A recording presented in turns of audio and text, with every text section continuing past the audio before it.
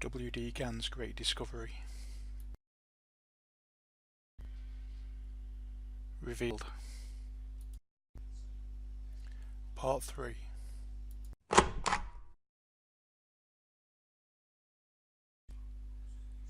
Hindsight is wonderful. Elementary, my dear Watson. It's always very easy to second guess after the fact. How true.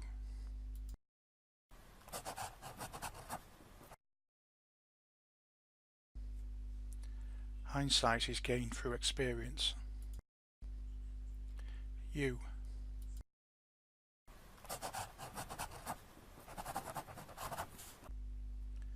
Must make the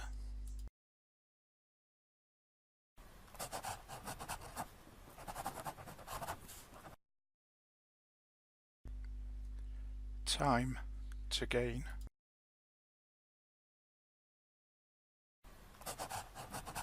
Experience.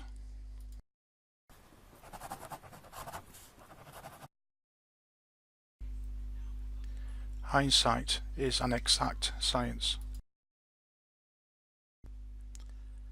The secret.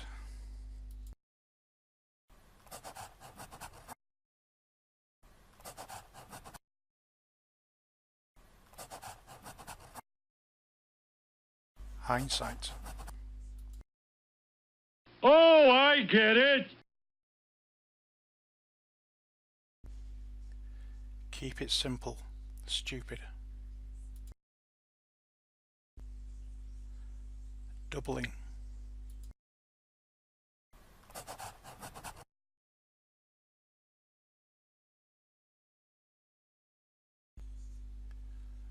But remember,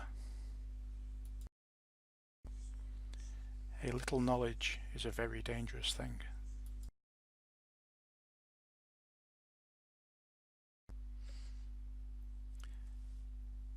Now I've had a few people point this out to me, so I thought I'd point it out to you. This is a monthly chart, and this is the S&P 500, the cash. Now this is the 1987 crash, which at the time was something else. Now it looks like nothing. Well, basically, to get to the high that was made here, it would be 628.57142857%, or 44 divided by 7. If you double it, you get 88 divided by 7, and you get to this level here. Now, unless I've got some fantastic kind of pattern to show me that something's going to happen at this level based on the past, doubles are great, but you know, I want to see a reason why that top was made there, and I can't particularly see any other reason apart from that. And in fact, if you take this low here and you double it and you get to here, so what will it be, about say 620ish, yeah, and you double that, yeah, you can see that it didn't really work. If we make that a little bit lower, 1230,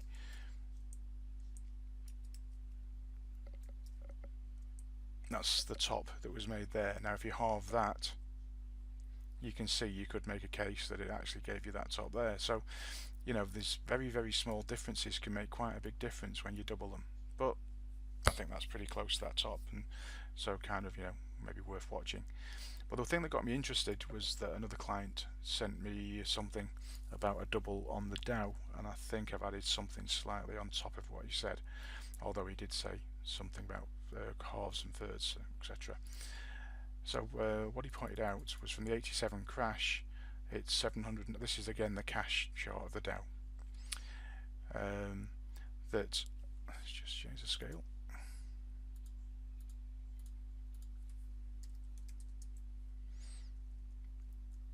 Something a bit better. That'll do. So we've got the 87 crash, and then to the major high that was made in 2007, it was 778.571428.5%. Again, there's that 14 involved, just like we had on the S&P. This one's made of 30 stocks, the other one's made of 500, so there's obviously a difference. And if you double it, you get 109 divided by 7, because that's 109 divided by 14, and that's actually exactly where the market is as we speak. So interesting. But what got got my interest more was that if you had 109 by 7 to 109 by 14, you get 218 by 21. 228 and 218 by 21 just happens to give exactly that high there. And then I tried to find why that top was made using the same process. So what I've done is I've made the 109 by 7, this one up here, I've doubled it, so 218 divided by 14. If you take away 7, you get 218 by 21, which I've already showed you gave us the top that was made in 2070, whatever it was. And then if you take 7 away from that, you get 218 divided by 28, which is the same as 109 by 14, which we've already got on.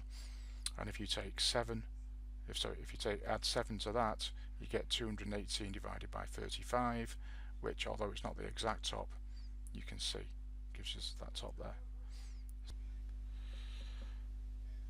Now, I did that training video on the 24th of September 2018 for clients, pointing out that from the 1987 crash low, which was a big deal at the time. The reason it was a big deal is because it fell 42.857142857%. If you go back to the first video I did in this series, I talk about numbers divisible by 7. Just like this number here is divisible by 7, 35 is divisible by 7.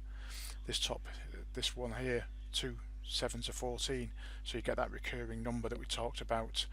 I think it was on JP Morgan. And then this number here, the second number is 7, therefore you get 142857. So you can see that it fell in a few days, it fell 42.857. It was a big deal at the time. So bear that in mind. So it was an incredibly important low. And as you can see, what I've just shown you really is completely and utterly impossible, especially when it did it on the 30 share and the 500 S&P. There's just no chance of this happening. The reason it's worked is because the whole thing is controlled. It's all manipulated. It's nothing to do with supply and demand or how well a company's doing, etc. It's because it's all controlled via computer programs. So what happened from that moment on? Now this is a monthly chart, so each line represents a month. Now the next month it goes a little bit higher than the level, but then we have the crash, and then we have a big movement up and down, then we have the bigger part of the crash. Yeah, and as of now it looks like that. Now just to point out the 1987 crash, it would be like in about a week the S&P from its current levels falling down to here, that bit there. Okay, it would be the same effect, and obviously it's taken like what, almost 10 years to get up here, and it took a week to get down that much in today's terms. An incredible movement.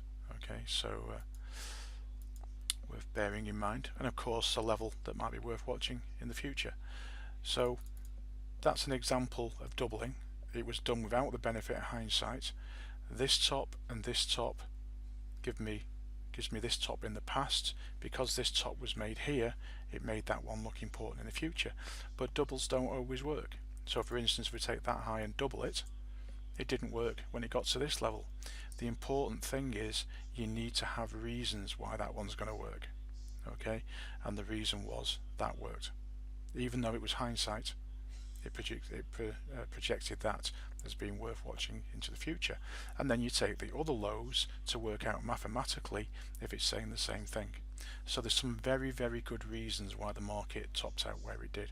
So of course be very careful.